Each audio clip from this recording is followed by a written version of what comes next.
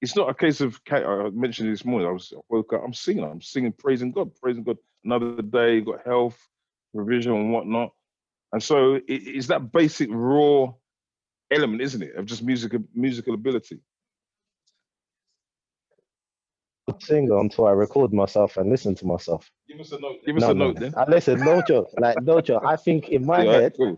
I'm singing, way I'm expressing myself, yeah, I think I sound amazing. Okay. Until I record myself. Okay. And I listen to it back here, and I say, that's not what I signed up for. You understand? Yeah. Exactly like you said, it is a form of expressing yourself. Like really, like when you're really joyful and things are going right, the way it's a way, like the way you express more than just your words. You express a tone, you express a sound. You understand? And I feel that that's what true music actually is. It is whether you're using an instrument, whether you're banging a table, whether you're moving to a rhythm. True music is expression of what's inside a person. Yeah, that's the beauty of, I feel, what real music is. And that's why, like you rightly said, sometimes you might connect with a singer on stage because you feel they're expressing their soul to you, and you go, wow, I've been to that, connecting with that, and it's beautiful when it happens. Yeah, it's just a beautiful thing, because I've had the privilege of seeing it a few times, and it's just amazing. No, it's great. It's great.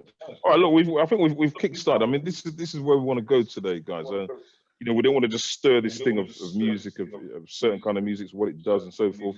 We've got a survey. We've done a survey poll, which is out there. A few people we'll be going into that through the course of the evening.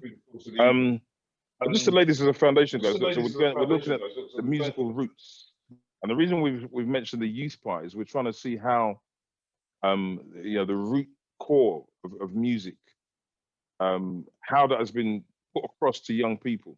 You know, have we identified those areas? Have we gone deep in terms of teaching, you know, our youngers? Because we can't blame young people and say, right, they listen to this music, it's done this to them, it's done that to them. Have we, as older people, sort of taken it on as a responsibility? You know, in the same way that we teach any maybe sort of, I don't know, academic subjects, if you like. You know, why can't music be something that needs to be put across and shown to our children and shown to our younger people that there's more to it than just the kind of negative, the negative connotations to it. So let's bring a couple of people that have joined us. I'll say welcome to Fola. Are you there?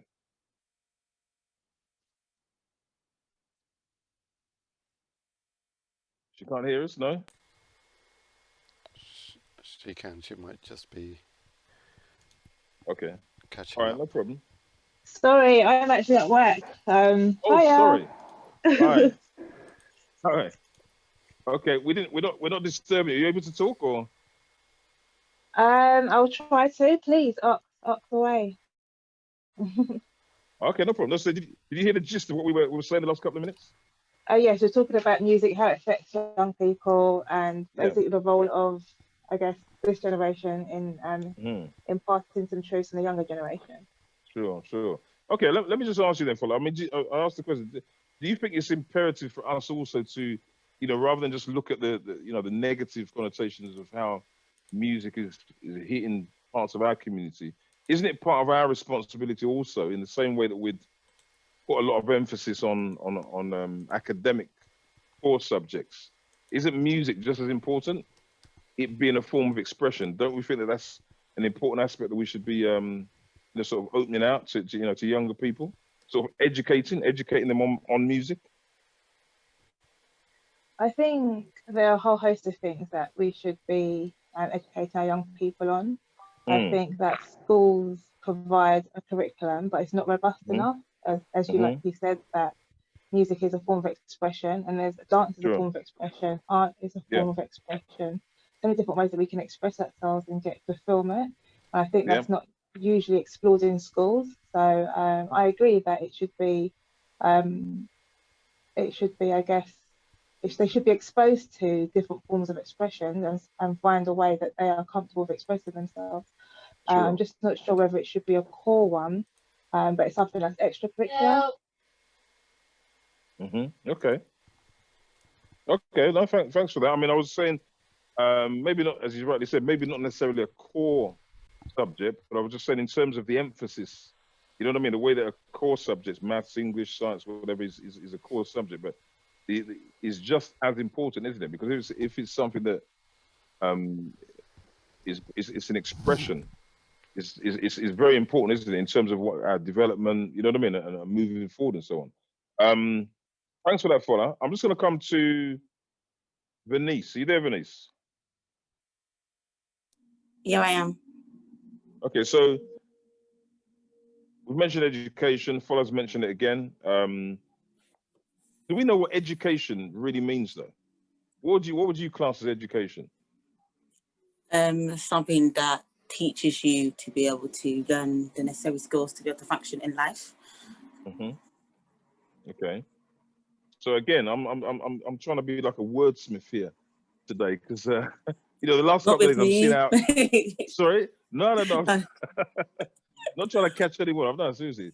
But words are so important, aren't they? I mean, this education, again, looked into it with a couple of brothers out here, and we're saying, look, we've seen it. I think there's a dictionary thing out there anyway. It says that it's an act of education is an act of drawing something out. Yeah, it's extracting something. Okay, bringing you into something new. So we've all got something planted in us. We've all got a gift, a talent, and education is supposed to then enhance that. Basically, you know what I mean? Draw that talent out, so it can be used, as you rightly said there, Bernice, in terms of enhancing, you know, our life skills. Yeah, and so that's what we're trying to do here tonight, really, rather than just go on the sort of generic stuff of music. You know, we're trying to see how music itself then can be in that same vein. I mean, anything to say on that? Yeah, because like even when I'm at home and I'm like designing, I play music because it kind of like inspires me. But yeah, that's about it really. Okay. Okay, John, are you there? Yep, I'm here. Let's see your take, sir. Well, I definitely play music in the background for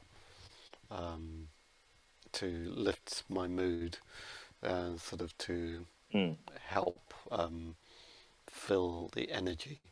So it used to be a lot of dance music, pop music, and things like that. Now it's a lot more sort of soulful and more Christian type music. So it just sort of fills me with a sense of peace. Peace. I was just going to say that. Okay. Okay. As opposed to anything else, what does that do to you? Something that's more animated and hyped up. What emotions does that sell? Sort of the strong sort of pumping type music. It just gets me completely. It doesn't fill me with anything. It actually fills me with dread, and I would try and get out of that room, that situation, or if possible, I'd turn the radio down. Okay. Okay. Fair enough. Okay. It's kind of quiet today. Okay. Okay. Kemi, welcome. It's going to be quiet.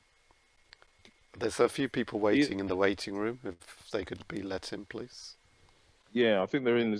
Richie. Yeah, I think he's going for it. All right, thanks. Okay, welcome, Kemi. Welcome, Rhoda. Welcome, Jade. Is somebody else? Who's that? Is that Tim on the left, next to Venice? Yeah. Nigel. How are you, Nigel? You can't hear me. You just need to unmute yourself, Nigel. I'm okay, thanks. I'm fine. Good. Okay, how long? Most people have just you've been in a while. You've heard what we've been saying so far, Nigel. Yeah.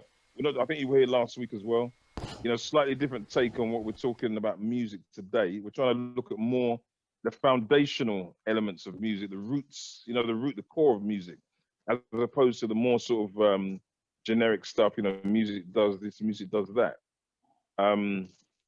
What's your take then on the core of how we asked the question, okay, what was the first musical instrument? I don't think anybody's answered that yet. I think in Genesis they started to create instruments, but I can't remember which ones it was. But really, the first instrument is the voice. I would have thought. But Lucifer was an instrument. He was made up and built like an instrument. So he really existed. He's the first instrument that really existed was him as a being. His whole body was like an instrument, you know. And then he obviously used that to what he's doing now, manipulate with it. Exactly. So I mean, that's what I was looking for. So do you think then, because of that element that you said there, do you think that could be? I don't know. I'm just throwing it out there. I'm not saying it's right or wrong. Do you think, with that connotation behind it, do you think, you know, obviously he was the covering cherub. He obviously then misused and abused his power and authority. Yeah, apparently he could reach all kind of different notes because of that gift that God had put in him. So do you think now that there's a kind of tail back to that sort of thing, because how music can manipulate or enhance, you know what I mean? It's a kind of thin line, isn't it? Yeah, it deals with the emotions. Someone said in the week that it goes through your subconscious. You can't stop it from going in. Once you hear it, it goes through, it goes in, you can't stop it. Because it deals with your emotions, your soul, it goes through your subconscious, it goes deep within, and it does what it's going to do, whether it's sensual music or aggressive music, etc. It's always going to do, because that's just how it's a hard thing to control once it goes in, once you hear it. You can't just hear music and just ignore it and like it doesn't have any effect. It's always going to have some kind of effect. Exactly. You know, so you just have to have I think it was filters. Angela. Yeah. Now go on. You have to have just certain filters. No, I was just going to say, I think that's what was mentioned last week. Yeah. We got a bit delay here. Sorry, Nigel. Carry on. Yeah, it's spiritual, really. Music is very spiritual as well. Sure. And it carries so much stuff with it. Memories. For me, it carries a lot of memories, feelings, spirits behind it. It could have curses with it. It could be all sorts of things could be in it. So Sure. Okay, because what we're trying to do, Nigel, just to let everybody know, we're trying to really go, you know, where you're going with the few things you've mentioned there. Because I mean, I asked the question: do you think that music in general at the moment is being portrayed like this? Is being put out in a way that, you know, the people can get to that understanding, or have we focused so much on the how can I put it? Just the temporal side, where we're seeing the outcome.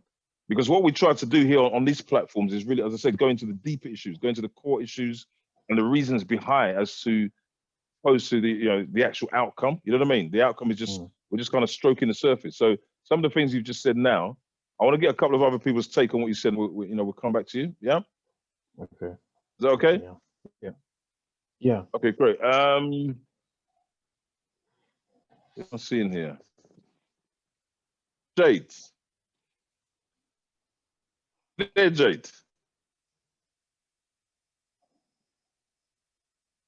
I think she said she's going to be in and out. Okay, welcome, Maxine and Rhoda. I think you guys can hear the gist of the conversation.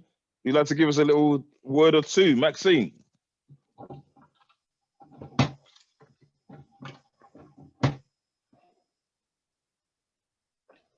People are being shy tonight. Rhoda.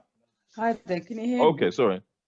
Yes, sorry, there's a bit of a delay, Maxine. Yeah, welcome. Oh, my apologies. I can't put my camera on today. I'm in the kitchen. No problem. I didn't hear. I just joined, so I'm very sorry. I don't know. Yeah, no problem. Yeah. So I will just no in for now. No apology needed. Look. Yeah. Okay, you're just gonna listen. Okay, no problem. Okay. Okay, let's Rhoda. I think Rhoda's taken her mic off. Are you there, Rhoda?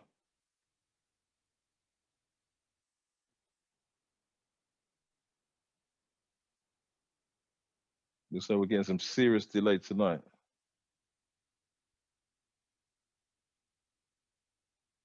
Okay, JP, let me come to you because I don't think a lot of people can't hear us. Based on what Nigel has said, you know, Nigel went in a bit deeper, didn't he? He's not sort of skirting around. He's touched some key areas there, I think, which they need to be said, because if we're talking about educating. Yeah, we're trying to raise awareness. We're trying to bring in areas that maybe not been spoken about. No, I think what Nigel said was spot on. Because the origins of actual music is it was an expression to communicate with God. That's the origins of music. There's no argument. Actually, what it is. Hence why certain faiths, you are not allowed to make music. Except for glorifying God. So that's the origin of actual what music is in its greater sense. It was to express yourself, to give thanks, express yourself, to interact with God. And that was the beauty of what Nigel said when he said that it's very spiritual. Now, I feel like you said, in today's society, we shy away from the word spiritual because it has negative connotation. We assume straight church. But we have to realize that we are all spiritual beings. That's why our interaction with music is so intense. It's so intoxicating. Music can make us joyful, can make us depressed in an instant. Nothing bad has happened. You're just hearing the tone or whatnot. And like we said, for the younger generation, I think it's the type of music they're exposed to. So most people either will grow up with the music that their parents listen to, or the music that's being played generically in the house. That's what we said last week, was it? That was one of the key areas that what we growing up, listening to. I remember just to tap into what you're saying there. In my house, I was a young boy. I remember listening. It was a reggae man. So I'm listening to all the root stuff, the Peter Tosh, obviously the Marley, Mighty Diamonds. You know what I mean? Deep, all those Studio One sounds, and that's how I was kind of, kind of formed up from there. So nothing negative about it, but on the converse, if we're listening to kind of stuff which we might lyrical content, child, then a young person, impressionable, he's going to tap into that, isn't it? Obviously we're like sponges. Young people are like sponges, soak it up, and whether we or they know it's right or wrong, it's a case of that's what's on the table, that's what's available. And I think that's the most important part, is the choice. And exactly like what you said, I grew up on the 80s kind of music, but it was a lot of romantic music. Yeah, that's it. Super romantic. Yeah. So whether I like it or not, from a young age, that romantic women, this have always intrigued me. Okay. So the foundation has kind of been set through that interaction. Something that started off very innocently of just, you think it's music. But like what our brother Andrew said last week, it's not just the music now, because now we're in the digital age. So the music comes with visuals. Yeah, understand? Now we've got two mediums that is portraying a message to us at exactly the same time now, which is going to doubly have an effect now. And so, like we said, with the younger generation now, because of the YouTubes and the Instagrams or whatnot, there's a lot of visuals that's being fed to them. With music in the background, and no one's really paying attention to what the music is saying. So what it's doing is portraying a spiritual, intoxicating message. And the result of it is exactly like what you said, is what we're trying to uncover now and try to work out, how do we actually use it for us now? You understand? And this is the challenge I think we all face. You understand? Because so much money now has been put into music industry to portray a certain message. Now we're in a position now where we're saying, okay, can that work now for a person? But you need to first get the money behind you for it to now do, like we said, we know it's spiritual, for it now to do something positive rather than negative. It's catch-22 then, isn't it? It's kind of like a catch-22 situation. I feel that is the, again, not getting too in depth with it, but that's the journey. Like, we are prone to evil. If you leave a person by himself, he's prone to evil. You're prone to negative. Sure. That's why, for instance, if you hear 100 positive things, you heard one negative, you highlight the negative. Because we're prone to a certain way. Yeah. You have to remember, our relationship with music now is going to be prone that. a certain way. So we are attracted almost to a certain type of music. Sure. Then we'll say comments like, but I don't want my child to listen to that same music. It comes hand in hand with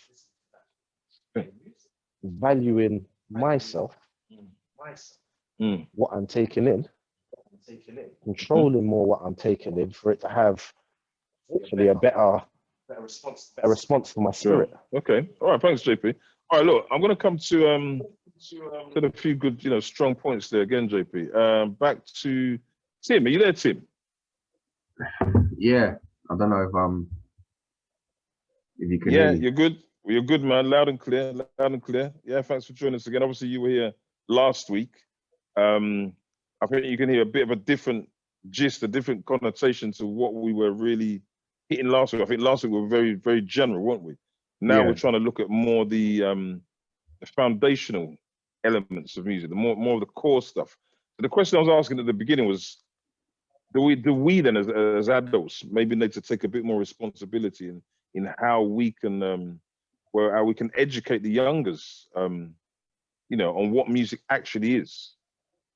Because we want people to come away from this, maybe having learned something, picked up something, a mindset change, for example. I mean, one of the things that came to, that we've thrown out already is that we've realized that, the music, we're all musical instruments. The human body is a musical instrument. We whistle, we hum, we sing, we speak, that expression, that's the root of it. I mean, what would you say, anything to add to that?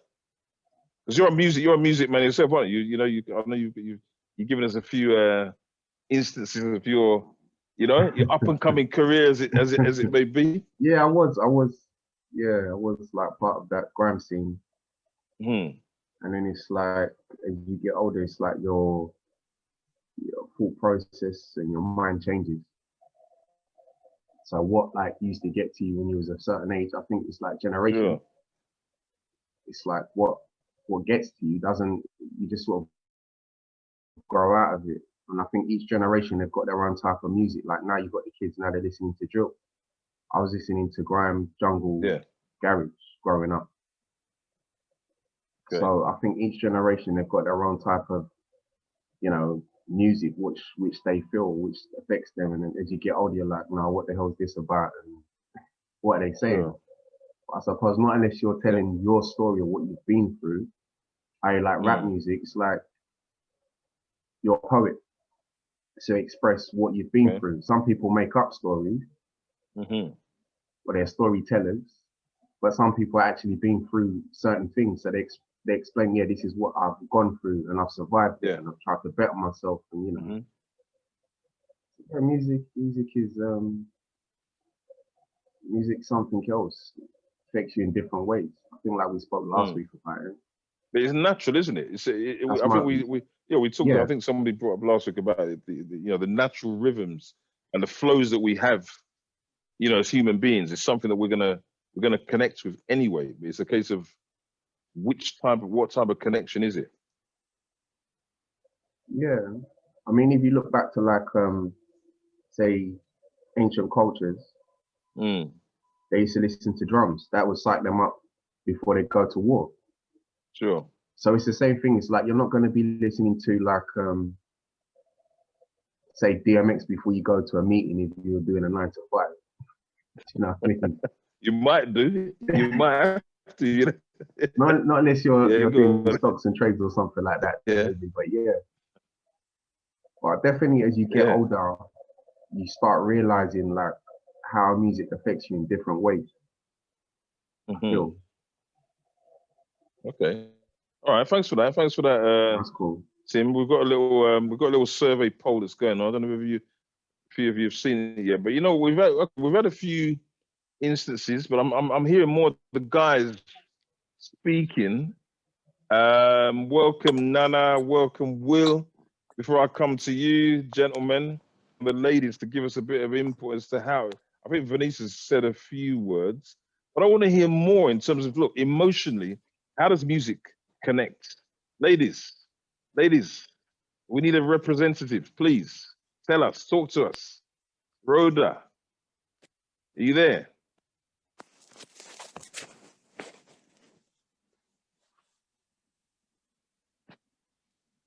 No? Okay, Jade? She's still not there. Okay. I'm gonna go back to sorry, Nana. Welcome, sir. Thank you. Sorry I'm late. No problem, no problem. You know what Nana's every time I see Nana, he's always smiling, man. Brightens up my spirit. Welcome back, Happy sir. to be alive, innit? Happy to be alive, innit? Happy to be alive. Amen to that. Yes, sir. Yes, Yeah. brilliant. Okay, look, I think you were here last week, weren't you? Yeah, I was. Yeah. Okay, and you know, last week we kind of really stirred around we're kind of going back and forth. You know what I mean? The sort of negative connotations of music, very kind of generic. Yeah. So today we're trying to more look at the core elements of music. You know, we've already established that you know, that we as human beings, we've got this inherent musical ability. Yeah, the one I gave this little story that when I woke up this morning, I began to play my own musical instrument. Okay, I was singing, was humming, you know, I was just praising God that, you know what, I'm alive, got another day kind of thing. Yeah.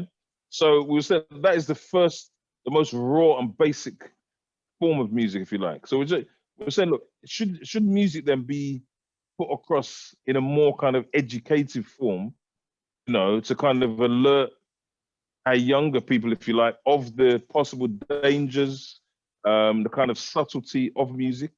Yeah. Nigel had already mentioned earlier, you know, we were talking about obviously the Luciferian aspect and how powerful he was, you know what I mean? In terms of being able to hit those notes and so forth. What have you got to say on that, Nana? In terms of educating young people, I'd say yes, because I think a lot of the times, I think we spoke about it last week, that many of them, they're not really understanding kind of the connotation of certain lyrics. So we gave an example regarding drill. We gave an example how when I worked with a young person, I've asked him, you know, what's your understanding of what's actually being said? He couldn't actually explain to me what it meant. I just like it, but I had to kind of like dissect it and explain to him, this is actually what they're actually talking about within their lyrics and the video. So I think there's an element, yes, that you do need to kind of, you know, educate young people to understand. If I'm listening to this kind of music, you know, then, you know, this is what is actually being said to me, because music tells a story. You know, I think JP gave an example last week in that, you know, I think when it comes to like slow jams, you're going to put a certain kind of music on. It's setting a specific tone for an environment, and, you know, what's relative. So I think, there needs to be a bit of education in terms of when you're listening to this music, understand what it's actually saying to you. If you like it, you like it. But you need to listen to what's actually being said to you, you know, because it's quite powerful, you know, and music kind of like, it dictates the way kind of sometimes people think, you know, sometimes people use music to reflect. It depends on the kind of genre of music that you're listening to as well. Do you know what I mean? You know, so I think, there's an element whereby actually they do need to be educated in terms of what they're listening to and what it actually means for them and just their kind of social interactions. Sure. Because it's a thin line, isn't it? It's a thin line in terms of, you know what I mean? You can go one way or the other. So, you know, we were saying right at the beginning of the show that, you know, apart from, you know, maybe having that education in school, you know, bearing in mind that, you know, a home is the first school anyway for a child. But shouldn't that be part of that kind of learning process, that learning curve? And we again are responsible in terms of what we listen to as well, aren't we, as adults? Because, you know, obviously, you know, youngers are going to pick up on that. Yeah. Yeah, I mean, I think it's a bit of a generational thing, because I think if I kind of take what my mum listens to, or my dad listens to, you know, they listen to a lot of African music, a lot of soul, you know, for them they'll play, you know, to them it's kind of reminiscent, but it has a message. Do you know what I mean? Whereas if I look at the music I kind of like listen to, it's only now that I'm older I kind of understand kind of like the undertones. So I'm like, oh, you know what? When I was 16, I listened to this. I didn't really understand it, but now I do. Okay. Okay. Let me just pick you up on that point then, on what you just said there. I mean, you know, in terms of the generation, and the kind of music that your parents kind of listen to, you're saying, okay, there's a difference in terms of the message. So whether listening to the soul, you said, and the more African-based music, because there's also a message in that music as well, isn't there? Yeah, yeah. There's a message to be gleaned from yeah. A lot of it is about culture. You know, so there's a lot of a cultural element to them in terms of reminding them in terms of how things are back home. It might also be in terms of like, there's a bit more kind of, I guess the message in terms of like foundation, a bit more family life. It's things to do with marriage. You know, very, very much kind of like old school. You know, so if they speak to me and tell me, so it was kind of like it was like forging the community, then, wasn't it? Yeah. You know, so for them, it had a lot of a message. And even if I was to say to them, you know, if they go to like, for example, certain functions, you know, they'll go to weddings, they'll go to parties, the kind of music they'll listen to is very much got a message about it. You know, my generation, you go to it, people just like the beat, you know, and you like how it is, but are you really taking in the message, what it's actually telling you? Do you know what I mean? And the answer would probably be no. It's only probably if you're on your own in the comfort of your home that you get to listen to what it's actually telling you. Then you can actually understand, okay, this is what it means. You go in a bit more, yeah, you're going a bit more deeper. Sure. Okay, cool. All right, thanks. Now I'm still going to come back to you again. Good points there. Can I just ask you then, as a mother with with young children, how important is it for you then to the kind of music that you play, in their earshot? How do you sort of decipher, what you play and being very conscious as to what your children may be hearing? I think that I like things that are uplifting. So what I've noticed is that if there's no television happening, it's so much more easy to communicate with the children. It changes the tone, the atmosphere. It changes their behaviour, calmer. So in terms of music that I play around them, I think it's just good to just play things that you can dance around to and be happy. So it's happy music, whatever that might be. That they're through movies and things like that they've watched. I've found that they have like they've got a knowledge of popular music that I didn't even know they had. So we might be listening to commercial radio, and then they say, "Oh, Mummy, leave it on that one." I'm like, "How do you know Miley Cyrus or somebody like that?" But it's already sort of it's already programmed. It's already sinking in, isn't it? It's already there. So I think just keeping them uplifted. I found somebody who's not famous. Somebody sent me a link, and this guy's got all this positive music for kids, and I was playing it. I loved it. It was, all the lyrics and everything that was saying, it was sort of nice beats, but just things like you can do it, you can achieve things. So I think you could put positive vibes into the kids by giving them something that isn't just talking about something sexual or whatever. It's possible. If you're mindful, if you're thinking about it. Do you know what I mean? Okay, great. So you mentioned programming. So what we're trying to do now is on this show is trying to bring more, look for more positive outcomes, more positive solutions, to what's already out there. I mean, you mentioned programming. So the same way that we or people are being programmed, can we kind of take it as our responsibility, if you like, to then start to deprogram by educating, by giving an education of what music really is, what the connotations are, and where there's that thin line to a degree. We're not saying we can solve it here, obviously, but we're communicating, we're talking about it, we're putting the different viewpoints across. And I think, is that a step in the right direction?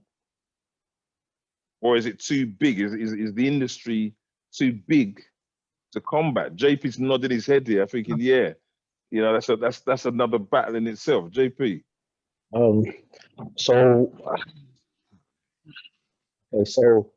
especially if you're talking about kids, It's a full-time job guarding your kid. Sure.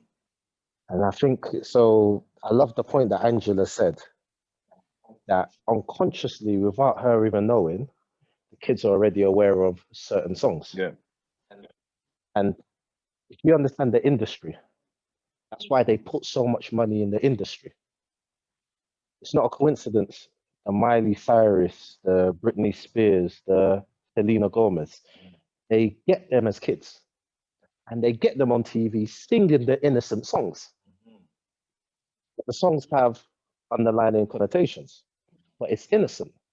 Then what will happen? Remember, your kid grows up with Miley Cyrus. And then what they'll do? Sexualize Miley Cyrus. Overnight, literally overnight, and she'll start singing different songs. But your kid is now grown up, trusted Miley Cyrus. So when she now changes this up, your kid now also thinks it's the acceptable behavior. And this is, because I can only speak for what we do with the children, but it's hard. We realized the other day the kids don't have, the kids have no rhythm in my house. We sat down and we said, no, why have they got no rhythm for? So we're confused. And then we realized, because we don't listen to music. Okay. We said, oh, this is problematic now. You understand? All the kids know is praise and worship. Imagine 6 and 4, all they know praise and worship. And we sat down and we said, we're in a battle now, because are we now going to open the door to certain music? Because watch this, we still live in the world.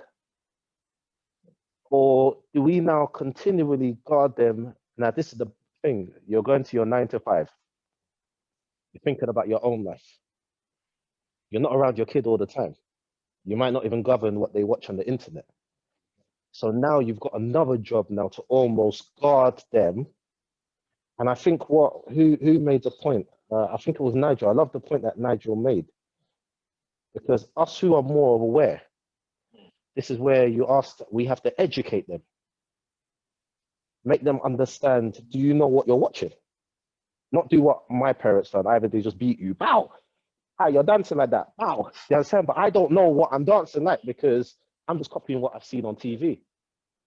But it takes somebody to take you aside, to take people, whether it's the younger generation, exactly what Nana done. He asked his friend, do you understand what that dual music is?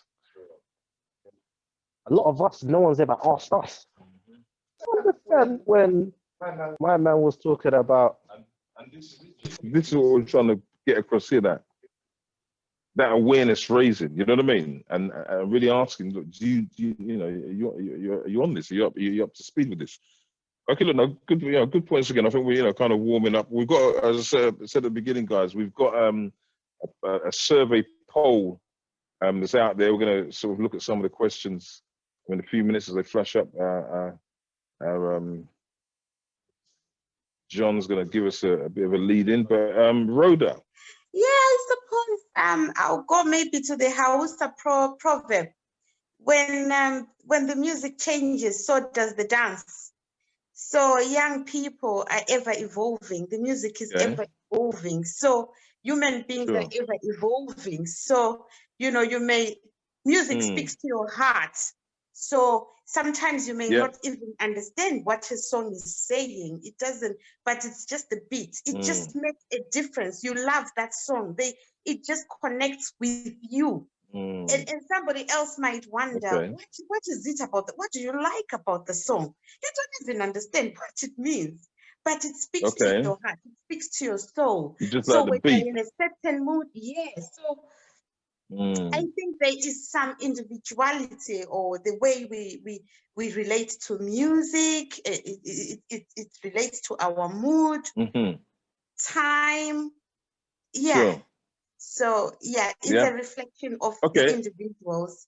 Okay, let me ask you then, Rhoda. Can we separate the two? Because you could have a beat, and you love this beat, but the lyrics behind that beat are something else. Now you could be bopping away, rocking away because you like the beat, right? But then the lyrics on that beat, they could be defamatory, you know what I mean, slack, whatever, but you got the beat. How do we separate the two? So definitely there is some connectivity to those two things, because they say what you don't know won't hurt you. So if I love the beat and I don't understand the So language, ignorance is bliss. Ignorance is bliss, there. Yeah, but for drill, young people, I love music. I love the beats. But the lyrics, you know, if it's talking about killing and things like, because I understand what it's making reference to. So it turns me off. That's why I don't listen to it. I may love the beat, but because the lyrics don't really, because I've got an understanding of that. Yes. So then it links in with what everyone is saying. So if then you understand, so yeah, that's the difference. Okay. All right. Fine. Thanks for that, Rhoda. Okay. Right. Okay. Look, I'm gonna Will. I'm gonna come to Will. Will, are you there, sir? He's gone off. Okay. Okay. Sylvester. Welcome, Sylvester. Is it? Yes, it is. Yeah. Okay. Welcome, sir. Thank you.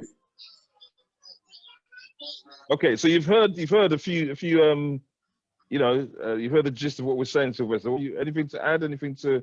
I've just come on, so that's contrary to what's been said. Sorry, I've just come on, so I missed what went before. Okay, no problem. No problem. Okay, so we're talking about music, yeah. We started off last week, as I said, we gave a kind of background, very generic talk about music, a lot of the negativities and so forth. We're trying to go slightly deeper. Yeah, this is a platform where we like to look at the core issues and the root causes and not so much the symptomatic stuff. So we're saying we've already established that music, that we're all blessed with a certain kind of musical ability. Yeah, and in fact, we as humans are the first musical instrument in terms of the fact that, you know, when we sing, we whistle, we hum, and so on. Yeah. So I'd asked a question a minute ago that Rhoda was saying that, you know, the beat is what draws people. You know, her in particular, she loves. I like a beat myself. But I was saying, how do we separate the beat from the lyric? Well, let's start it from let's just say, for instance, I don't think personally you can separate the two, because the two go hand in hand.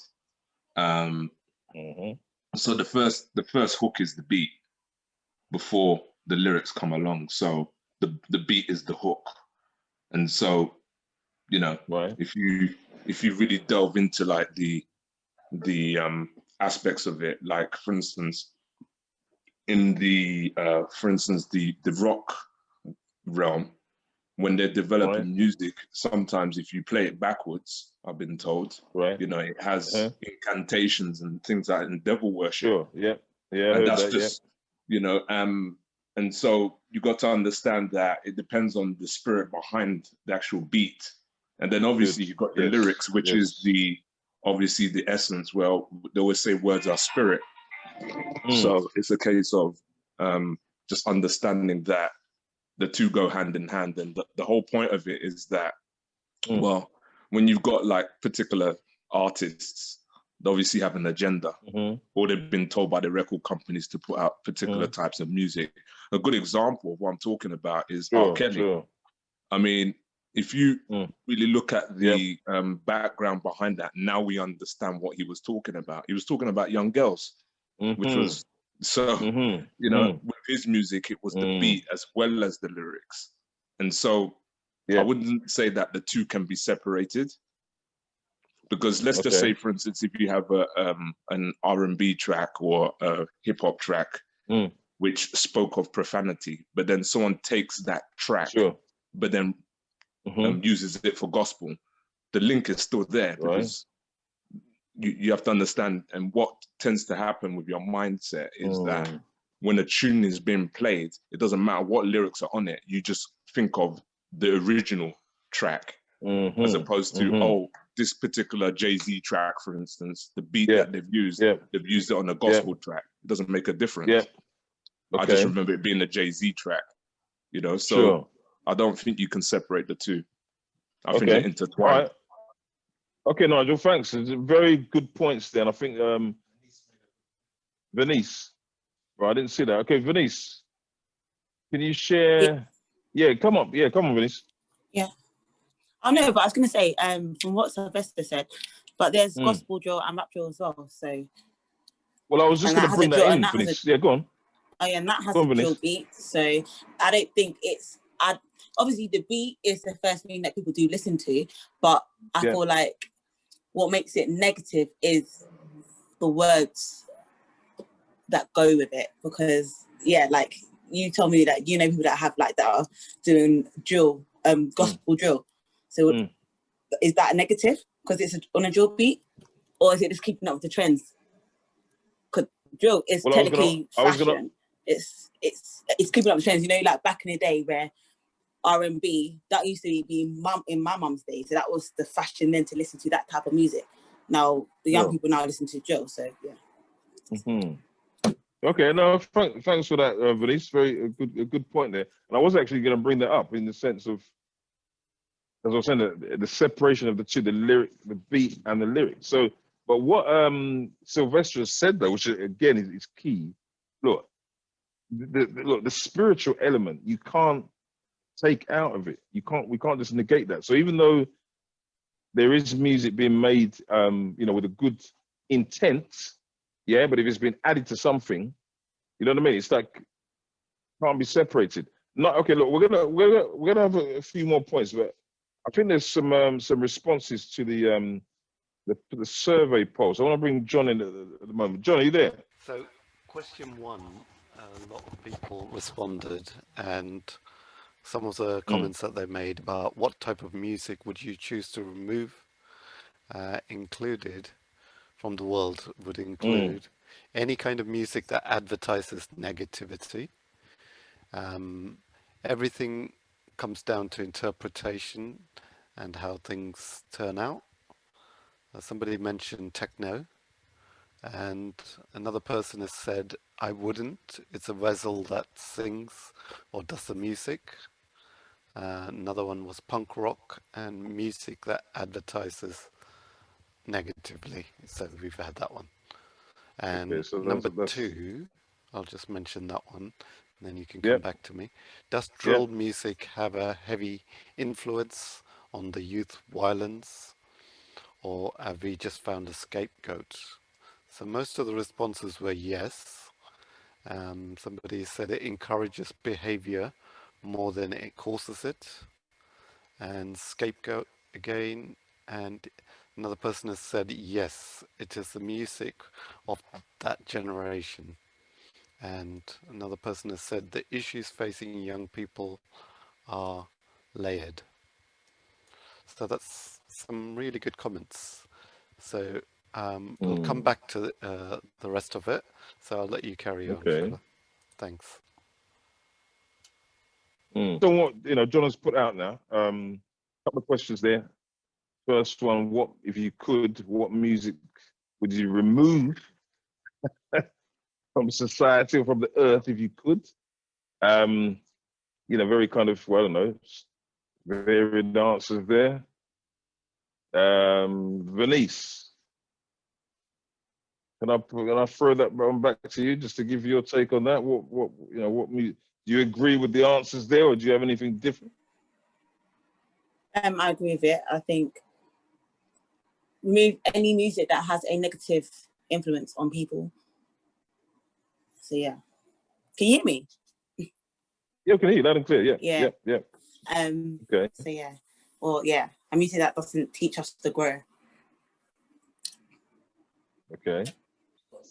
If I was to take hip hop as an example, when hip hop first started, it was all about, if you can say, wordplay. So it was almost like the battle was all about if you can say, not just the lyrics, but it was more to do with the kind of storytelling that a person can do. It's like, if you can say, lyrical dexterity. So, and there was no profanity. Yeah. The only time it changed was in the late 80s when it became gangster rap. And then there was the profanity that came with that, with NWA, for instance, is a classic example.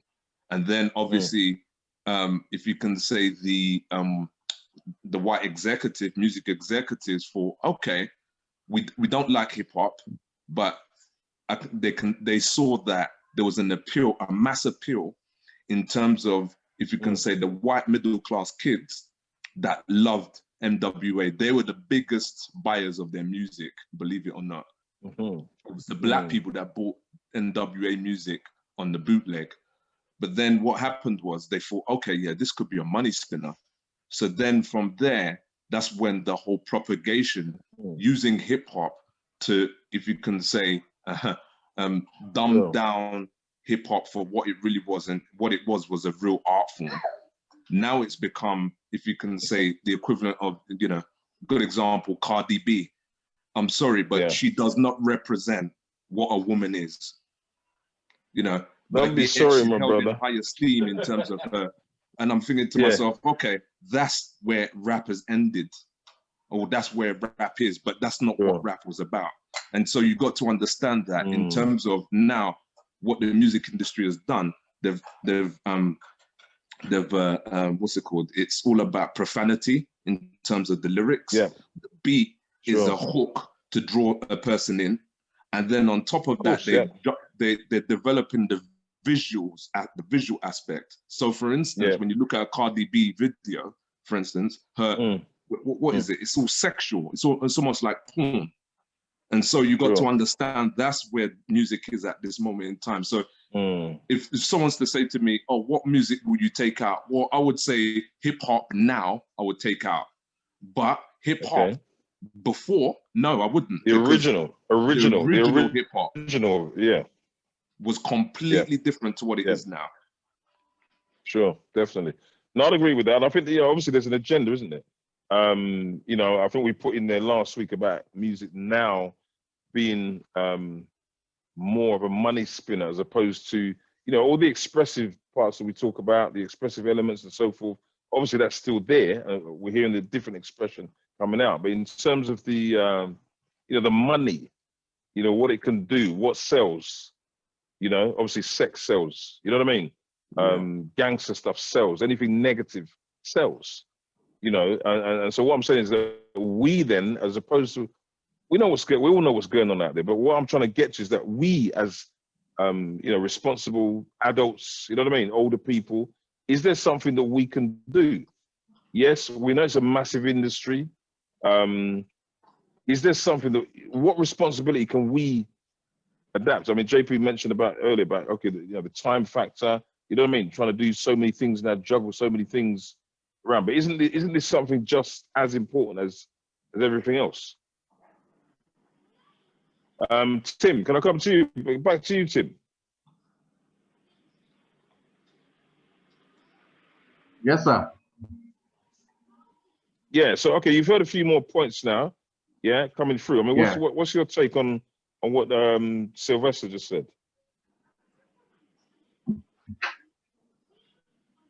Well, I feel that like the music industry, they are controlling music, like they're trying to push like an agenda where they're trying to make certain things seem normal, i.e. like the way people dress, the way they talk. I mean, now, like some rappers, they don't even make sense. The Migos, what are they saying? It doesn't. There's no content. There's no meaning to that. It sounds like gibberish. I mean, when you look at like, say, someone like the people are buying it. People are patronizing it, aren't they? No, because I suppose it's like it's one of them things where the radio's got a lot of input into what people listen to, and they feel which is the next best trend, or the next best rapper, or the song to go to, or the best hit. Like look at what's her name? What's that WAP song? I don't even know. Like, you know, it's like Cardi B. They're pushing that. That's their agenda to like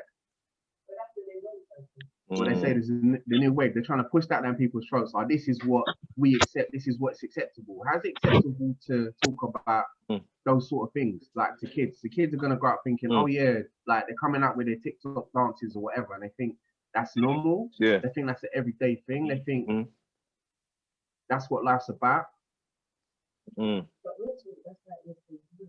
So how do we put, how do we put a standard up against that? How do we, because people are saying it, people are obviously, we're kind of throwing it, refuting it and saying, nah, it's not on, it's not on.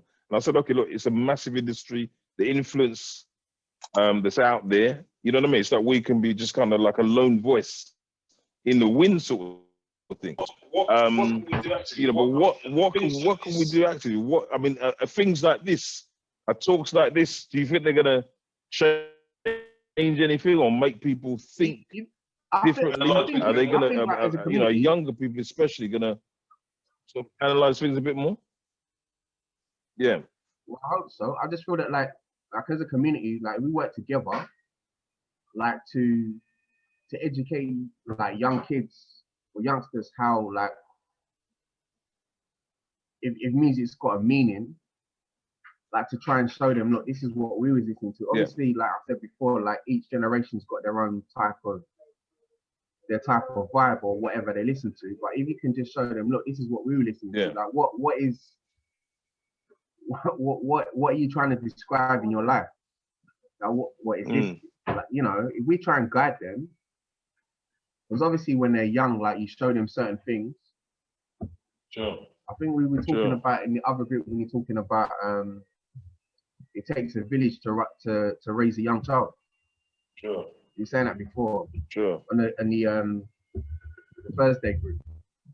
So I feel that, like, if we, like, work as like a community to try and show people, like, like, just to try and educate them, to try and show them, like, to show them ways, instead of, like,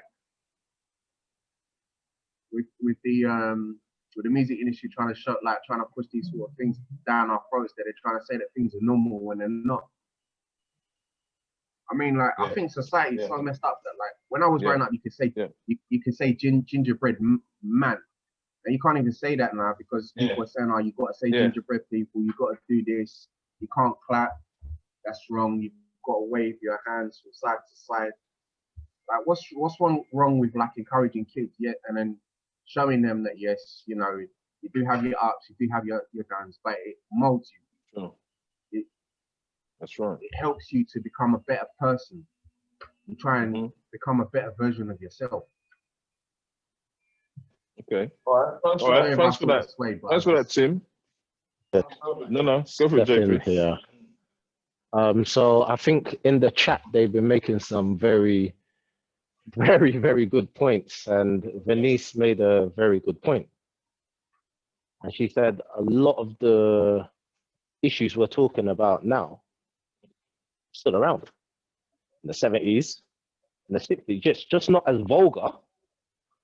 And she's actually right, because it was very revolutionary when our brother Sylvester talked about rap. And rap still first came out, it was very revolutionary. Before, we were listening to Fela. Now, what's funny, we deemed that as positive music. But actually, that caused riots. Maybe loads of people probably got killed because Fela gassed them up. Yes, I'm anti-establishment. We used Public Enemy, Fight the Power. They weren't swearing, but their music encouraged something crazy. And I think what Rhoda said was beautiful. She said, music talks to your heart. We need to do the work on ourselves. Because I was listening to the conversation, and we'll keep on still looking outward. That will always be there. Back in the day, Greek days, you will have music playing in the background while guys were sodomizing each other. You understand? So the music it will always be there. But until we change ourselves, change our outlook, change what we want to let in. Remember, our children learn from what we do. Understand? We're the ones that are paying the rent in our house. Yeah. You told me my child is watching. I pay the rent. Yeah, that's what I'm trying to say. And I think it's going to have to start with us. I don't think music is harmless. It's not going to make no difference. I think it's harmless. It's not going to make no difference to the decisions I make. It's no difference whatsoever. If I think music, it's not a coincidence, the majority of us have a soft spot for the music that our parents listen to. That's probably our first encounter with music. You understand? So we have a soft spot for it. Majority of us tend to listen to music of the same origin or color as us. So black people tend to listen to black music. Black people tend to listen to more music sang by a white person. So we've got an issue that we have to first deal with us. Deal with where we are. Drill music specifically being the problem, you know, for the youth of today. And you know, you've tried it, but what you said there, it's about us, the work we need to do on ourselves, because whatever we may have listened to in our time, as you rightly said, whether it be the Fella, whether it be the Public Enemy, whatever, it didn't have a certain effect on us. You understand what I'm saying? It didn't do this thing to us as what we're trying to say is doing to young people of today. I love the point you just brought up. No, I lie though. It didn't do that. We listened to it, we heard it. We've not taken it on and it's become our lifestyle. It hasn't defined us. That's the word I'm looking for. It hasn't defined us. Now, if you understand, so drill is an evolution of so many things. So let's say it's an evolution of rap. It goes hand in hand with the rise of a single parent household. So now you have a lot of men who are not present in the household. Goes hand in hand with the rise of the anger, the violence, let's say what it is, the color on color aggression. Now it goes hand with what was the social element of those days projects. So what we call council estates. You understand? A lot of delinquent men who don't know their role and their job. So what you now have, you have children. We are results of it. We've got the new generation, children who are looking for something outside of the home. Now we've all talked about the influence. Music is one of the biggest influencer. I'm looking for something to connect with. So I first hear an attractive beat that gets my attention. Now this lovely beat gives me a message and visuals, but I have nothing at home that inspires me more than that beat. 100%. 100%. I will place all of every finance I have on that because I done it. You understand? I connected. I don't like gangster rap. This is what people don't realize. But there was a certain visual and a certain beat that attracted me. And that was the road I went down. You know what? I have to agree with that. You have to look at the, if you can say, the essence of that in regards to when a person hears a beat and some lyrics, it's all about the connection. So for instance, when you're talking about, and rap is probably, if you can say, the tool that the industry uses to, if you can say, capture the youth. And the reason is because of the fact that if you look at the root of hip hop, it talked about things that were going on in the street. And so when you've got a person that was lyrically dexterous and they can express something that, let's just say, millions of people can relate to, it's almost like a chant in a way. You know, when someone's doing yoga, it's like an incantation. It draws them in because of the fact that what is being discussed in that tune is a narrative about them. So it's almost like they're listening to that and they're thinking, that's me, that is. So when they talk about, let's say, for instance, a good example of like artists like that would be people like Jay-Z and Nas. When you listen to their lyrics, it's almost like, I don't live in America, but I can relate to some of what they're talking about. Yeah. It's because of the fact that what they're talking about is authentic. It's actually, they're actually telling the truth. They're talking about their reality. And so the same thing applies with drill music. When you listen, when the youth are, you know, the gentleman talked about just now in terms of the fact that, you know, these youth come from single parent homes, things like that. It's almost like there's an anger there. There's a part of them that says, you know what, I can relate to this because it's talking about me. That narrative, it has resonance with them. And so when they listen to that, that's what they can relate to. They can't relate to classical music because it doesn't speak to them. And so doesn't resonate with them, exactly. So what has happened is that the music industry has recognized that, and basically they're using that to essentially control youth. So you get the one of the key things, obviously fashion, music. It's one of the, and the two go hand in hand, and that is what's capturing our youth now. So it's not necessarily the music, I think it's the narrative in it. But the beat is the hook, as I've said before. But then the narrative behind it in terms of the lyrics is what draws them in because they can relate to it. Okay. All right. Sylvester, again, very good educative points. And I think, you know, this is what we're about tonight. We're trying to get the more, you know, the educational side of it, because education is something, as I said, it draws something out of you, doesn't it?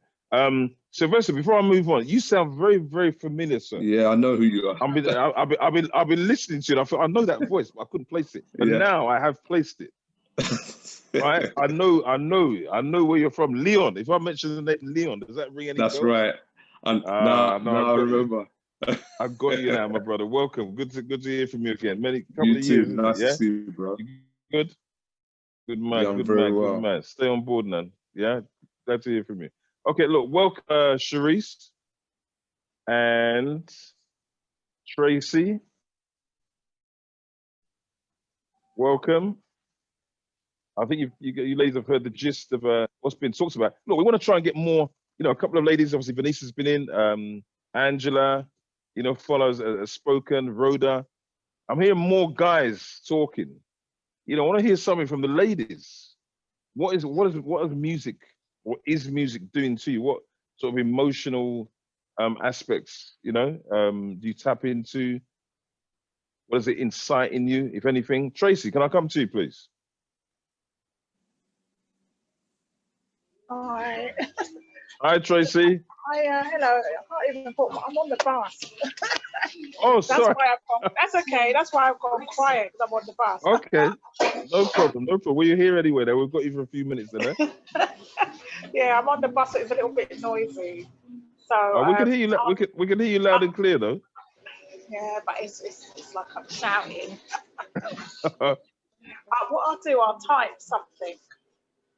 Okay, no problem. No problem. No problem. Put something in the chat then. Okay, brilliant. Okay. Hippie. Please. I've got a quick question for maybe, I think, the women in here, because we're all talking about drill. Does drill have the same effect on women as it does on men? Because I'm listening and I'm realizing we're all talking about the youth, but we're talking about a certain demographic, is boys, certain age group. Does drill have the same effect on women? Well, if you look at the music videos, it's girls around the guys. Yeah. Can you hear me okay? Yeah, good. If you look at the music videos, it's girls surrounding the guys while they're rapping. So they're just as involved visually in it as well. You see, and but the effect, how about the effect? The effect though, Nigel. The effect, they're being taught to accept the words that those guys are saying. It's like they're saying some really smutty stuff, and the girls are there kind of around them and looking in their eyes and dancing around them and doing all that sexual stuff. And the girls that's watching it are being taught, this is normal. This is my role model. This is the kind of guy that I'm gonna have, that's gonna love me. And they're being taught that that's normal. So can I ask you, Nigel? Sorry to butt in, but so do you feel, based on what you're saying, there, is it? You're saying that is kind of desensitizing. Yeah. women. Is that what you're saying? Yeah. Okay. Absolutely, because yeah, it definitely will desensitize I just wanted to hear that. I just wanted to kind of man that they don't want, but then they're accepting it for the music. Okay, all right. Look, I'm gonna put that over there because now you've thrown a gauntlet down, right? There's a couple of ladies in here. I'm sure are gonna give a response on what you just said there. I can lay anything on it. Let me first come to Sharice. Sharice, are you there? Please come in, sister. Please. Hi, everyone. Hi, Sharice. Good to hear from you. Thank you. I've just been listening. I just listened in. Does drill have the same effect on women? I think overall, as a whole, young females are not really looked at. They're overlooked in when we talk about conversations regarding drill, regarding gangs, regarding anything to do with violence. I think young women are overlooked in the sense of the impact it has on them. So sure. I'm not really sure what you guys spoke about and the impact that it's had on young men, but I would say like there are young drill artists that are women, that are girls, right. that are out there. I'm not sure. I know that there was one girl that was out there, and when her video came out and she was rapping, a lot of people, or even the YouTube comments, were like, I don't know why they're acting like this. They saw it was more of like an act than a part of their real life. And I think that takes me back to my point of it's such a so overlooked. I don't know if it's really been tapped into of the effects of drill or of gang violence on a young female. So I'm not really sure what the effect could be or what the effects are. But like the person before was saying, I see the point about the whole music videos and dancing in a certain way, or accepting their provocative language towards women, but I'm not sure about the effects. Okay. But then again, I didn't know what effects you guys said about had on young men. Yeah, there were a few effects already put out there, Sharice. But I think what JP said, I think that was a very good question, and you know, obviously females, you ladies, to answer. You know, you've given an answer there that it's not as prominent then, yeah. So obviously it happens. Obviously we've got a few rappers out there like that, yeah, but it's not, as you rightly said there, it's kind of more overlooked. But in terms of like, I don't know, the violence or gangs, you know, for ladies, they're still there, aren't they? So they are still there, and I think. Yeah? Sorry, carry on. No, go on. They are still there, and I think my point of overlooked is we're not seeing the effects, the true effects of it could have on a girl, on a woman. She could be, I don't know, cooking in let's say a bando in a steady on in the whole drug supply, but we wouldn't know because it's quite behind the scenes. She's not up front or on the front line, so to speak, rapping about it, but she's doing it because of her boyfriend, or she's doing it because that's the life that she knows, but it's just not out there as much. So it's a good question because I don't think it's out there as much. It's overlooked. Definitely. Okay, good. Okay, you brought this. That's been brought to a head. Thanks for that, JP, and thanks for the answer there, Sharice. Are there any more ladies before I go back to John that can give us a bit of an intake on that? I think it's what you want to put. It's like JP said, it's what you want to indulge in. As you get older, you realize, oh, I've got a choice.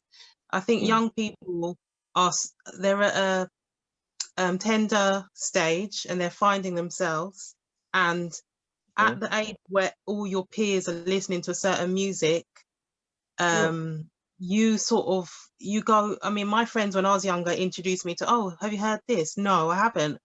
Do I like it? Yes, I do. No, I don't.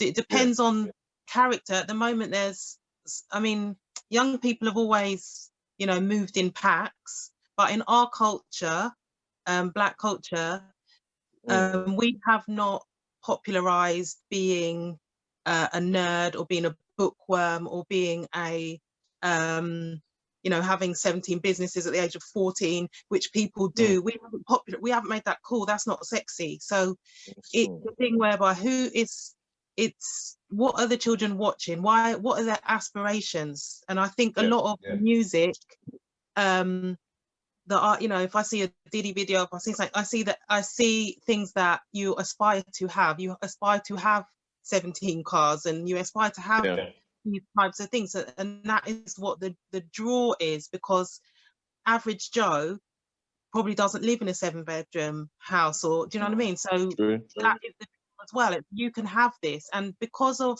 the culture that we have, where everything is about what you have, what you wear, what you've got, what brands you're wearing, the music adds into it. So it's playing, it's putting pictures up for you to now, you've got the music, you've got the visuals. That's what the young people, okay, let me act a certain way, because the whole idea of this gang culture and having that in the music, that is, to me, that was always a choice. So I don't know, that was another thing that people popularized. We live, like we had the conversation before, we live in a country where, you know, there's levels to poverty, there's choices to be made. So the fact now that you're going to go with what is popular, you know that you're making a choice, and if you're now going to act out because of it, it's what the kids want to take in. But some people, I don't know, they swallow it and they go too far. Maybe that might be what it is. They've swallowed it all. Richie. But for what you're saying, Angela, because you remember, let's say a young person, are they equipped? This is to make that decision, and that's where it comes from. That's where what you're talking about, single parent families and fathers not being in the home, and this is the thing. So I can only talk for myself, but I can say that if you're talking sorry, about Angela. Sorry. Go on, finish. Go on. You're only as good as what you're shown in your foundation. So if you don't have the guidance, you don't have anyone to show you, if you don't know that the music is maybe going to draw you out, then it's, you know, you're going down a short path. And I love that point you just made, Angela, because that goes on to what Nigel just said. And I think it's beautiful what Nigel said, because Sylvester talked about it. There's a narrative being sold. So the effect that it has on males is very different from the females, because there's not a coincidence a lot of girls say, I want a bad boy. Yeah. I don't want the good man who's in church. Remember when they're younger, I don't want the guy with the 9 to 5. You know, I want, even women who are married, you know, I need my man to make it a bit spicy and keep me on my toes. But that goes hand in hand with the image that's being sold to them, because I love Nigel, I love the point you made. Because if a guy is rapping about, I'm going to kill 10 people, then you have the most 10 beautiful women around him giving their approval with their bums, nodding, bam, bam, bam, bam, bam, bam, bam, bam, bam. This now makes, whether you like it or not, it's going to have that effect on a woman. Now go, boy, I better get behind my man, whether he's doing right, whether he's doing wrong. Because the music and the visuals is teaching me this. Hence why I said it goes hand in hand, whether it was rap, hip hop, it goes hand in hand with the new generation of a lot of single parents. Because actually the music and the visuals are not talking about, let me be a responsible man. Yeah, imagine there was a rapper that talked about, yeah, I love my wife and I pay for my children. People put, that's a lot of crap, mate. He ain't gonna blow, JP. Yeah, we all know that. That's the truth. He ain't blowing. That's the truth. Sorry, bro. I got to cut in. The reason why. Come in there. Because this, the point that JP and Angela and Nigel all said, that is the actual point. The point is that music amongst this generation is dictating the pace in terms of their life. Yeah, and I get what JP said about the single parent thing, but I'm even going to go a bit wider, even down to those who come from 2-parent households. It's also about... Bring that in. That's what, yeah, good. Yeah, even it goes on to the ones who have 2-parent households. It's about not just peer pressure, but it's what's projected out there. So JP gave a good analogy, and I think Nigel did, about Cardi B and about Megan Thee Stallion, about WAP, and how this is how a woman's meant to be depicted. And this is the reason why you get a lot of women who are going down that route, because a lot of guys will see that and be like, you know what, I like that. So of course you're going to get a bag of women who are going to be like, well, you know what, I'm going to go down this route. Do you know what I mean? Because it's a constant narrative that's not changed. So if the narrative changes, what like JP said, oh, I'm a man who's doing a 9 to 5, it's not going to blow up, because that's something that's different, that's not exciting. The music nowadays among this generation is about exciting them. And I think Angela said it, what you have, what you can offer me. Are you wearing the latest stuff? Do you know what I mean? And if you're not matching to that narrative, you're not going to blow. And these music companies know exactly what they're doing. They're targeting the young children. Why? Because the young children, as JP said, they may be equipped, but I'm going to use another term. Do they have the threshold to bat it back and be like, actually, you know what? I'm not going to go and listen to this and follow all of you. I'm going to listen to a different kind of genre, which is positive. And if they do, their friends may go and say, well, why listen to that for? So then they're going to get drawn back in. Then you've got social media and the effects and what it can do. You can do this, you can do that. So the image there is very much distorted. So I don't think the young people have those skills. But then I can talk about my generation, because me and Vinny's had a good discussion the other day about it in terms of certain videos that's out there. You know, these other challenges that are going on. If you're not changing it, that narrative is always going to be there. Somebody has to say, you know what? I don't want to see girls with big bums. I want to see, let's see a sophisticated woman in a music video, and let's see if that's going to blow. People are going to be looking left and be like, what? Do you know what I mean? But you need more people to be doing that, to set the tone. Thank you. If you set a different tone and set a different pace, young people will see things differently. They will see relationships differently. They will see how getting a job differently. The way in which they go, you know, it's true. Listen, you're letting off here now, but you're letting off properly. Listen, that's how I've been seeing all this teeth behind my camera. One second, because look, because Nana, you brought some strong, hard points. And look, this thing about young people, and JP said it as well. Look, a young person, are they equipped, right, mentally, emotionally? You understand what I'm saying? To make certain decisions. Look, I've always needed guidance. We've always needed guidance. Where there's a lack of guidance, there we go. Right? Where there's a lack of mentoring,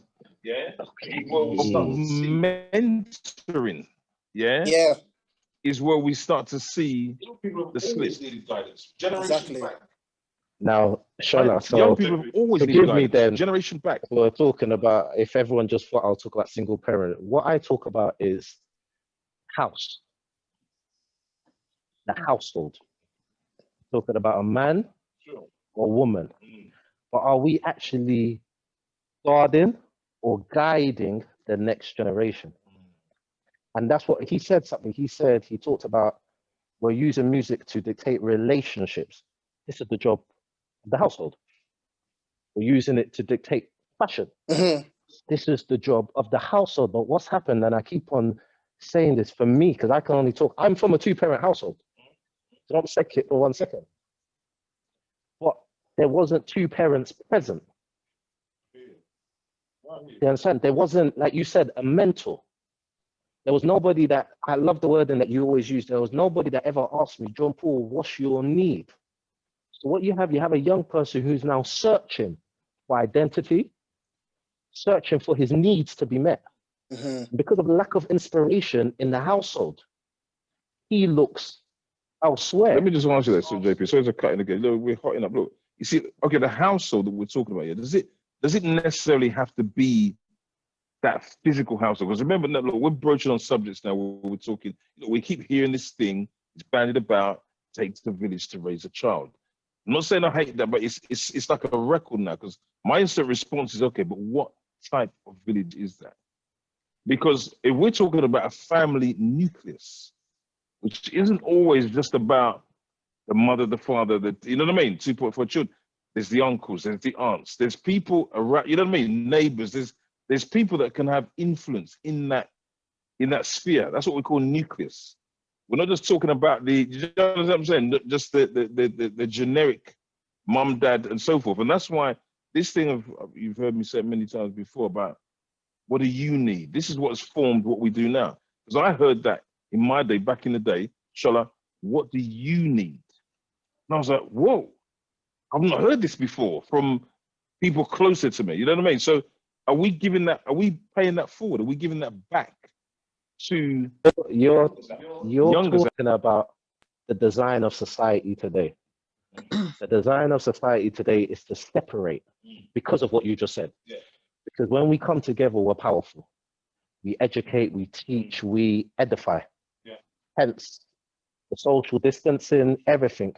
What that does, if you can separate people, they're more easily influenced.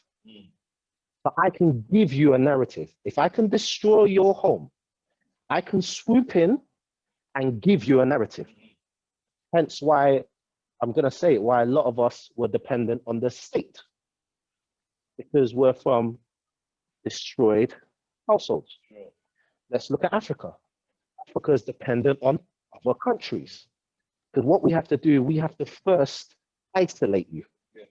Only then can we now get you. Hence why the music now is so effective. Because if we do the infrastructure right, if we isolate you, if we destroy relationships, if we do everything, we can now control it how we want it to go. Hence now, I love what you always say, looking for solutions. Solutions is for us to always look at ourselves first. Have to. Yeah. We have to look at our relationships. We have to look at what we are giving off.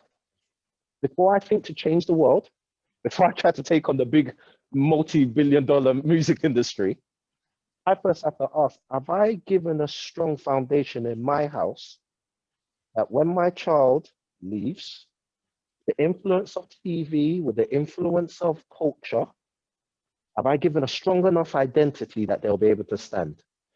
Comes back to the original point, the spiritual.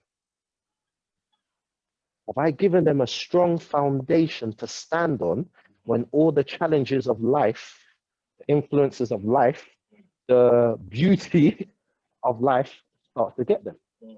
Not a coincidence, we all learn from the mistakes we've made. You understand? Now we don't need them to make the same mistake for them to learn, because we can now teach them from our own actions. And that's what I'm hungry to see. That's what we're here for, my brother. Look, you know, again, JP, good, strong points again. When we Felice, can you give us a couple of points from the chat before I go back to John? Okay, someone said youngsters may not have guidance, role models, and are re-guiding or guidance with fashion, culture, and society may be searching for identity and values, faith, morals, and are we paying it forward? And we need to educate, edify, and try not to depend on the state. And music is effective, isolates you, and controls you, I think it's meant to say. And we need to find a solution. What else is there?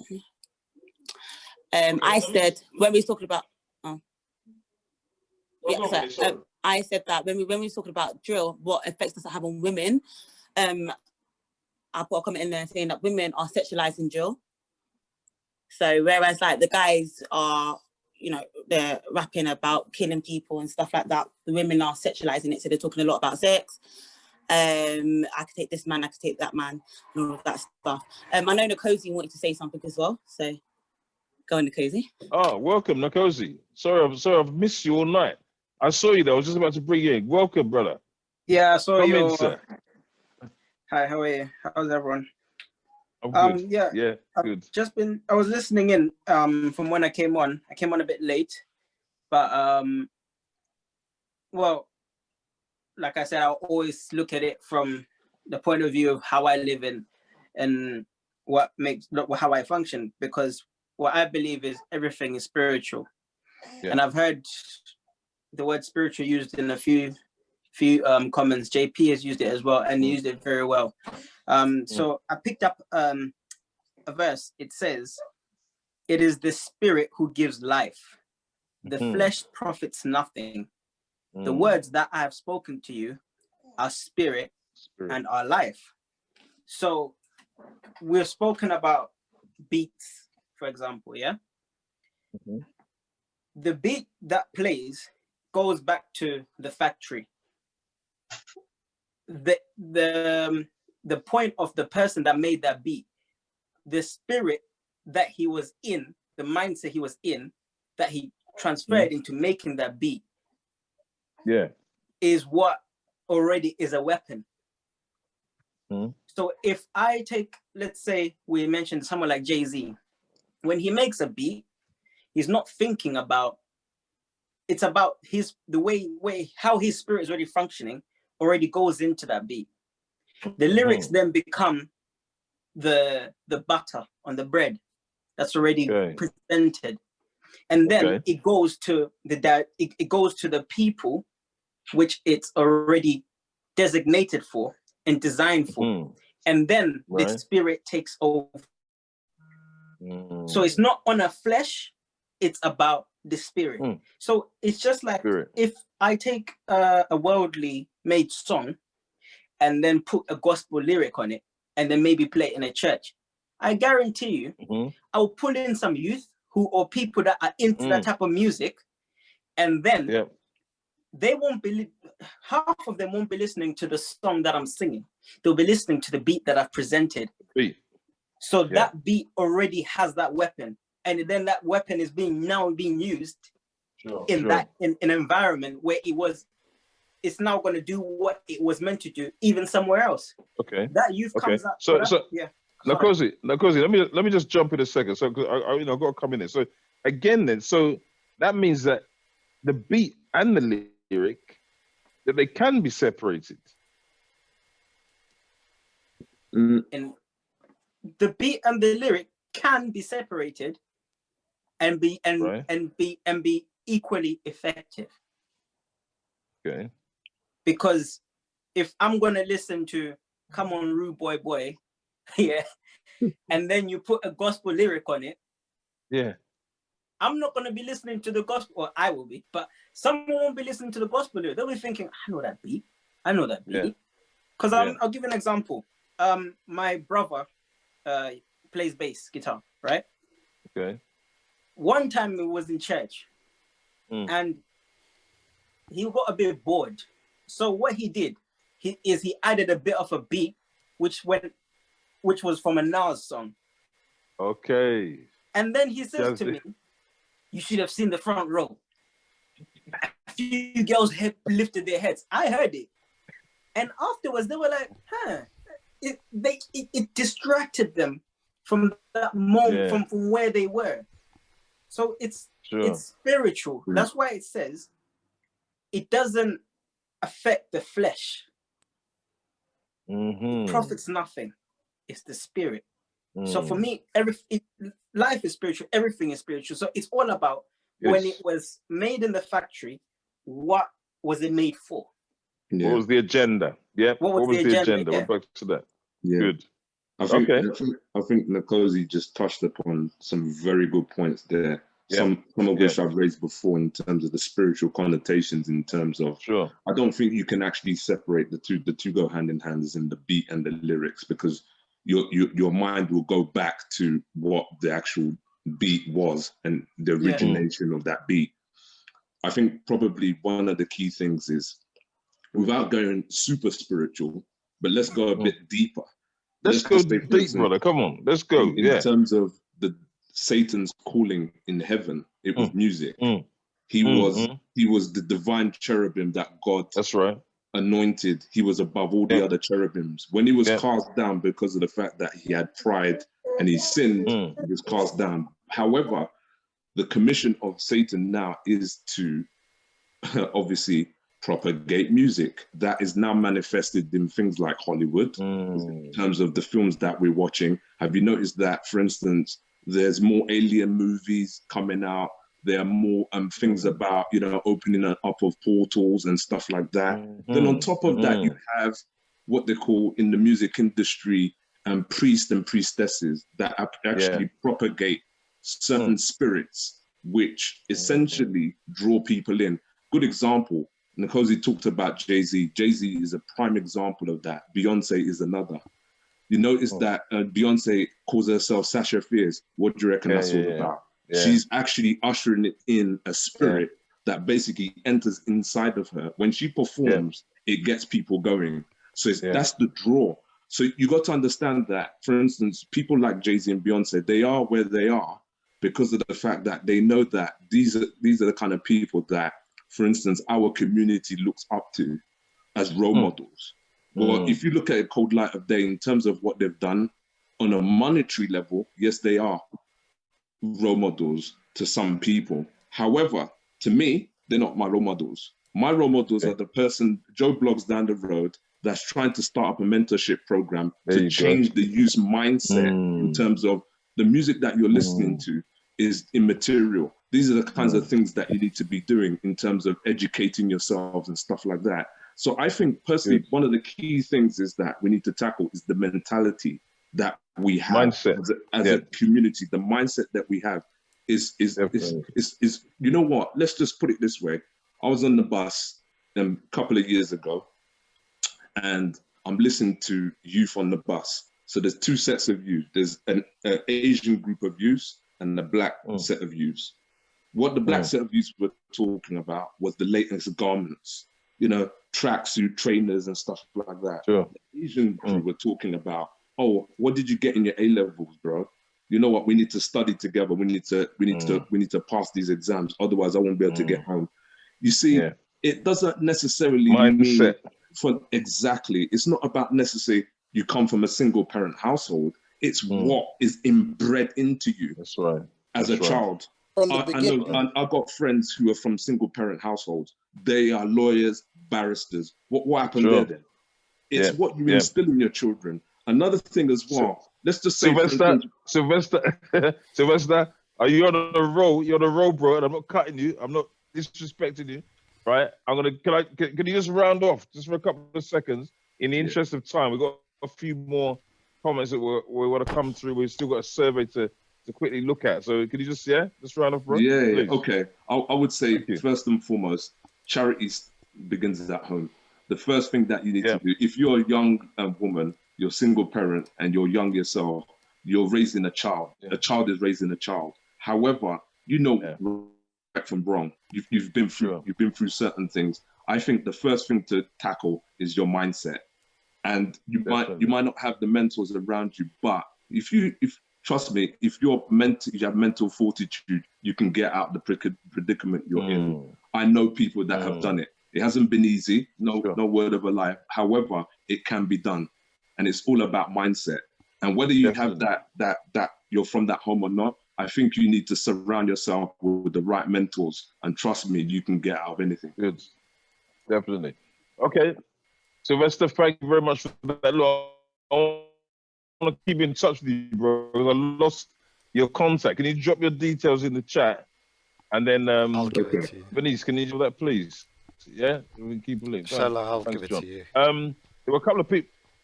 Okay, no problem, John. There's a couple of people that had their hands up, I think, while Sylvester was talking. I think Nana was one of them, and Tim. Before we round up, before we go into a few more details from the survey. Yeah, it was just to say, Sylvester was getting me gassed because he was just spot on. It's about a mindset, and you know what? You got to be spiritually strong. I'll take Nkosi's point as well, because I think with the whole music thing, a lot of people are prepared to allow their spirits to fall, to sell themselves out. And if you're spiritually strong and you do something different, people will look at you different, but you're doing what's right. So I think it's right. It's about mindset. Make your spirit strong. Don't follow the propaganda that's being out there. Do you know what I mean? You know, so that's just my thing to wrap about. Yeah, Sylvester, you got me gassed. Thanks, bro. Gassed.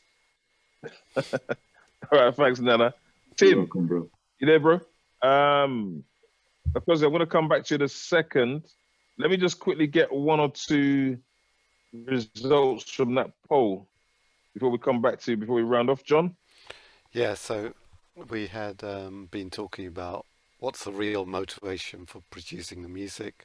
Sex, drugs, and rock and roll. It impacts different listeners, money, fame, and influence. Some people talked about expressing their talents. Question number 4, edifying others, or is it selfish? No, it's about fame and money, and some people have no real talent. To edify others, definitely get to the bag. For release, people don't release enough. And somebody said, largely not something that is used to glorify God, but self. And sex and material things. Question number 5 was, have you ever found yourself fantasizing about living out a scene in a music video? A lot of people have said yes, and one said especially when they were young, and talked about sometimes the dance moves. And if you could sing, who would you like to sing like? Michael Jackson, another person put Soulful, Etta James, Barry White, Maxwell, and Doris Day. Some interesting answers there. Okay. Yes. Who would you like to sing like, John? I was the one who said Michael Jackson. All right. Big fan. Fair enough. Okay. Okay. And then number 7 was, what is the real long-term effects of music that isn't negative? So things like people will carry on viewing things in a bad way, sex, drugs, and violence, less nudity, gangster rap. And the last person was saying, I think about Christ leads to the dead works. What's the last word? Even if it looks good to man. Very good point. And number 8, how can we use music to turn things around? Stop engaging in advertising music, spreading knowledge, positive messages, and certain music chemically change how we feel. And positive, talking about Stormzy they mentioned. And number 9. Okay. 1 second, John. 1 second, John. I want to try and hone in on that. I think it was number 8 about, because remember, we're looking at positive solutions. We're looking at outcomes. Yeah. Oh yes. Yeah. We don't want to. We don't want to get caught up in this thing of just talking about a thing and just stirring it. You know, we want to. What's the way forward? So I want to kind of zone in a bit more on that, just to kind of round up tonight. You know, what can we do, guys, ladies and gents? You know, we've had some real good input here, good contributions, strong answers, very passionate, on point. You know, the word spiritual, as Nkosi mentioned, is coming out so much. Yeah, music is spiritual. We're spiritual beings. What can be done? What can be done practically then? One of your points, one of the points you mentioned there was something about the taking on the music industry. I mean, look, that's a massive feat, isn't it? I mean, you know, it's not about taking them on, but what can we do as a community? Yeah, that is going to then have ripple effects on other communities. Is it going to be through things like this? Is it going to be through discussions like this? Is it going to be through people being able to, you know, watch something like this and take something away, yeah, and start, you know, a communication loop going on? What can we do? What can we do? What can we do? Throw in a couple of answers. Education, yeah, okay. Educating, because, for example, you've got people like even myself, like, and other like-minded people that have ever been. Sorry, my son's making noise. That have ever. Is he singing? He is. It's when Sylvester started talking, he got excited. He's listening. He's been there through the whole meeting. So yeah, it's like educating. For if you've been through something in life, it is your duty to educate. And I've heard, and Nana mentioned like you know, when you're growing up, and then you've got the whole thing of is everyone listening to this? If you come listening to someone else, or if you come rapping about something else, no one will listen to you. But it's to educate and carry that on. And as we are right now, if there wasn't no lockdown, we'd be able to do programs. that will educate. Because the one thing even the Bible says is my people died through lack of knowledge. And death is not just physical death, spiritual death. Because if you are dead to that, it means that you're practically living, but you're not there. So by bringing that back, it's a way. Okay. All right. Thanks for that, Nicosi. Any more? I'm going to take two more. What can we do? What can we do practically? Nicosi has got some very points there. Nigel. Nigel? Nigel, go ahead. There's one group in the 80s someone mentioned, and they're actually my favorite rap group, and that's Public Enemy. Because Public Enemy actually was really black, pro-black and anti-racial group, and they made a massive impact in the 80s. And I'm surprised after they spent decades and many years doing what they did, how that fizzled out.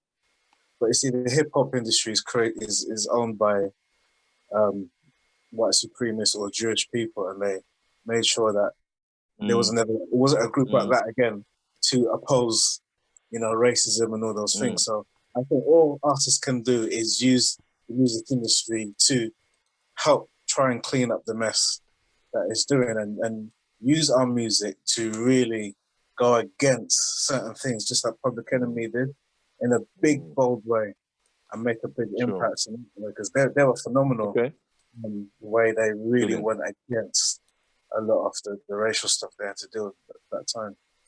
Okay.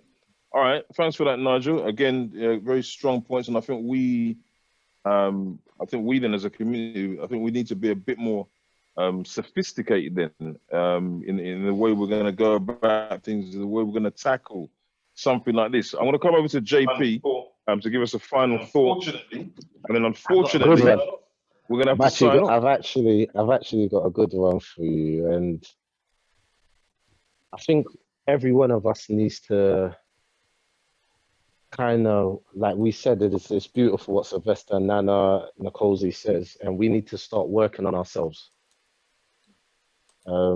Venice made a point, because are we blaming music? Are we blaming the visuals?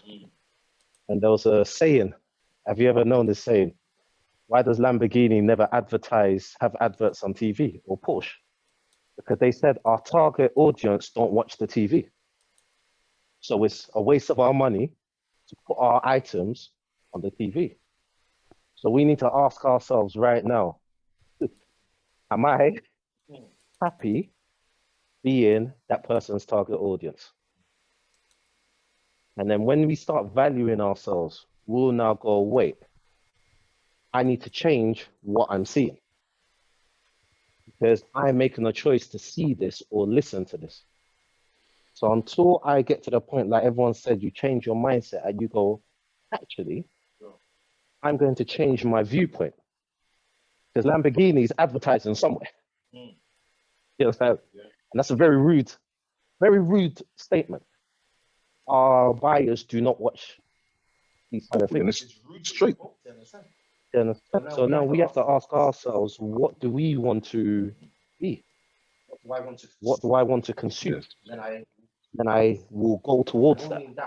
And only in that, I feel that we'll be able to inspire children, next generation, because now it makes it attractive to be a certain way. Understand? And that's what I believe my thoughts of this, because I love the discussion. I absolutely love it. I think that's an excellent point, JP. Just to round off. Who's that? Sylvester, literally, Sylvester, my brother, 30 seconds, bro. Because I would say that what we're looking for, there's a void there, and that void is God. Let's not beat around the bush. I would leave you with this point. It's in Luke 16, verse 8. It says, "For the people of this world are more shrewd in dealing with their own kind than the people of the light." So you would find that people that are in the kingdom tend to be, if you can say, naive. The people in the world tend to be more shrewd and cunning. And so we need to be, if you can say, as wise as a snake and innocent as doves. No, that's it, Sylvester. Look, and I think that rounds it off nicely, because that's just it, isn't it? What more can I say? You stumped me there, look, what you said there, and coupled with JP and everybody has said tonight, I mean, it's been great, absolutely on point, fantastic. You know, I mentioned the word about being sophisticated, more sophisticated in how we, you know, we deal with this the situation. I think that's what we brought to the table now. You know, it rests in our makeup, yeah, and the spirituality, yeah, of gauging things and understanding, yeah, and grabbing the knowledge and the revelation that comes from that knowledge. So, look, guys, thank you for joining again. Look, again, I don't think this topic's over at all. This is Real Talk signing out. I'm Shola, JP, my co-host. Thank you all for dropping in. Thanks to the Real Talk team behind the scenes. We will see you again next week, same time, same place. Check out our socials, www.realtalk247.com. Realtalk27, sorry, Realtalk247 even, on Instagram, 24/7, 247, 24/7, all the time. Okay, we're available, we're here. And as I said, guys, we're all about, you know, looking for those positive solutions. You know, and I believe we've broached on some areas now. Young people, older people, let's get with it. Let's take it, make it our responsibility, you know, to do the best, be the best that we can for our community, and then let that ripple out to other communities. So thank you. We're signing out. God bless you all. Have a good evening. Thank you.